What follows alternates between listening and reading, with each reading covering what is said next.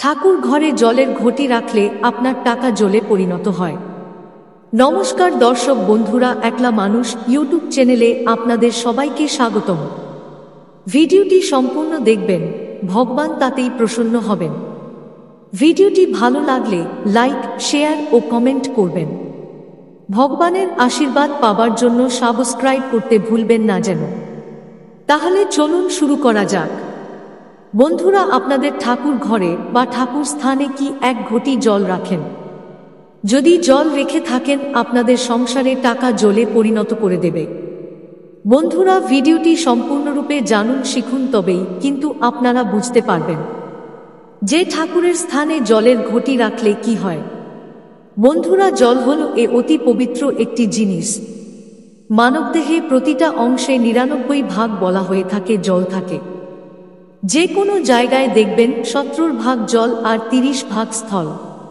তাই বন্ধুরা, জলের একটা কিন্তু অসীম মাহাত্ম্য থাকে। জল যখন আপনারা রাখছেন, এই জল যখনই আপনারা ঠাকুরের স্থানে রাখবেন, কোনো ঘটি বা পাত্রে, সকলেই আশা করি ঠাকুর ঘরে জল তো লাগেই ব্যবহারে। এই জল আপনারা কখনই বা রাখবেন বন্ধুরা?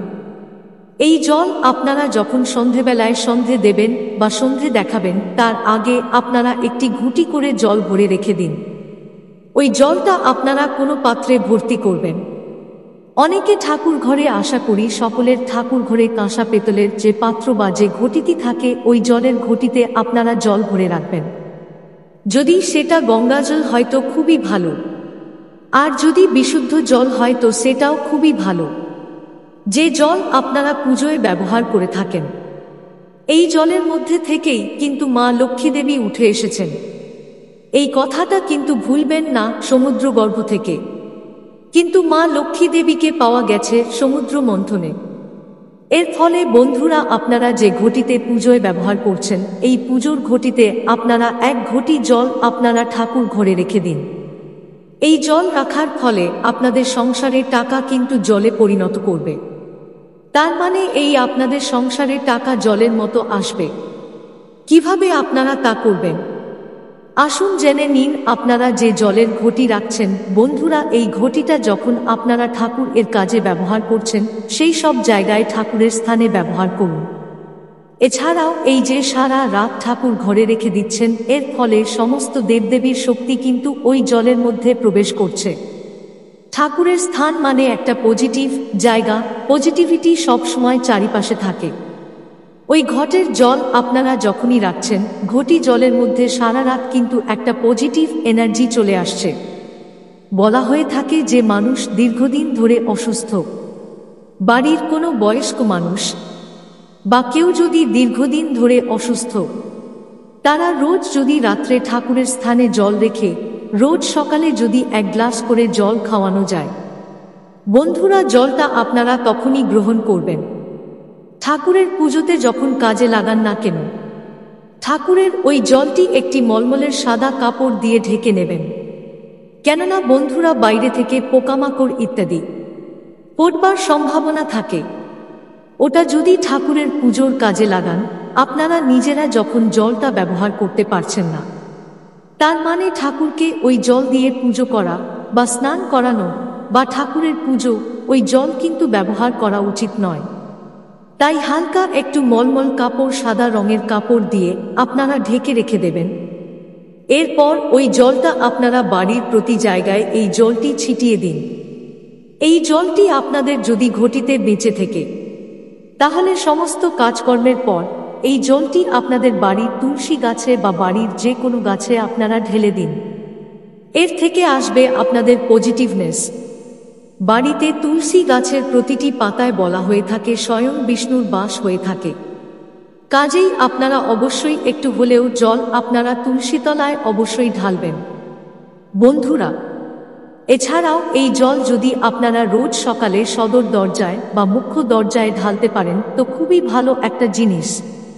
আপনারা যখন এই জলটি ব্যবহার করছেন, অর্থাৎ ঠাকুর স্থান থেকে ঠাকুরের ঘুঁটি নিয়ে ব্যবহার করছেন, তার মানে আপনাদের শুদ্ধ বস্ত্র বা স্নান করে বস্ত্র পরিধান করতে হবে।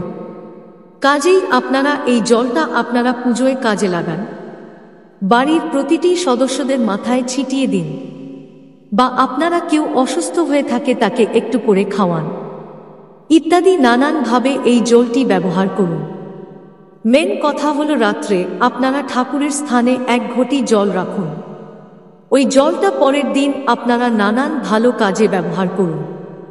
জলটা বেঁচে থাকলে তুলসী গাছে বা বাড়ির কোনো গাছে আপনারা ঢালুন। সদর দরজায় কখন জল দেওয়া উচিত?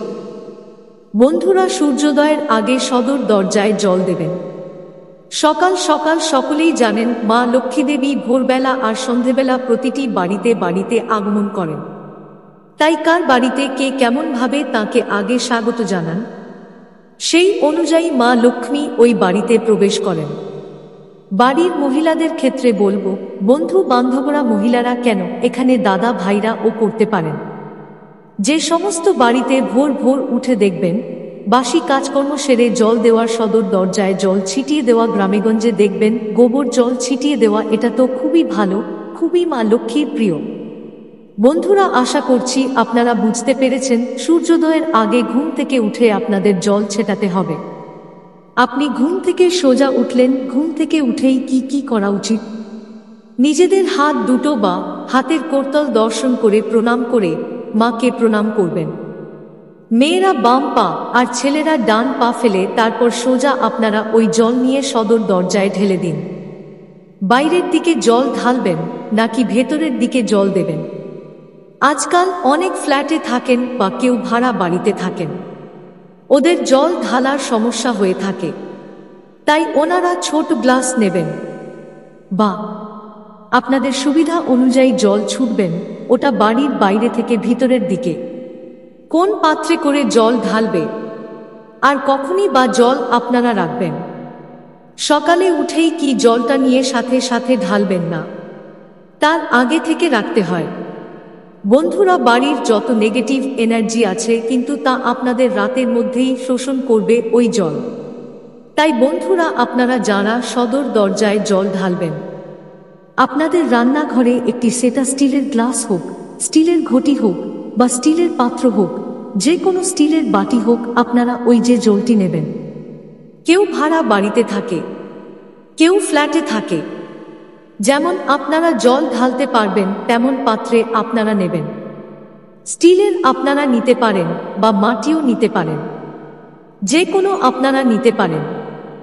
রাত্রিরে ঘুমোতে যাবার আগে আপনাদের রান্নাঘরে এই জলটি ভর্তি করে আপনারা রেখে দিবেন। ভোরবেলা ঘুম থেকে উঠে সূর্যোদয় হওয়ার আগে আপনারা হাত মুখ ধুয়ে প্রণাম করে ওই জলটি নিয়ে চাবি তালা খুলে সোজা জলটি আপনারা মা লক্ষ্মী দেবীকে অর্পণ করবেন। তাহলে বন্ধুরা, আজকের ভিডিও এখানেই শেষ করছি। ভালো লেগে থাকলে অবশ্যই লাইক, শেয়ার ও কমেন্ট করবেন। ভালো থাকুন, সুস্থ থাকুন, পরিবারের সকলকে ভালো রাখার চেষ্টা করুন। ভগবান আপনার জীবন মঙ্গলময় করে দেবেন। জয় শ্রী রাধা কৃষ্ণের জয়। ধন্যবাদ।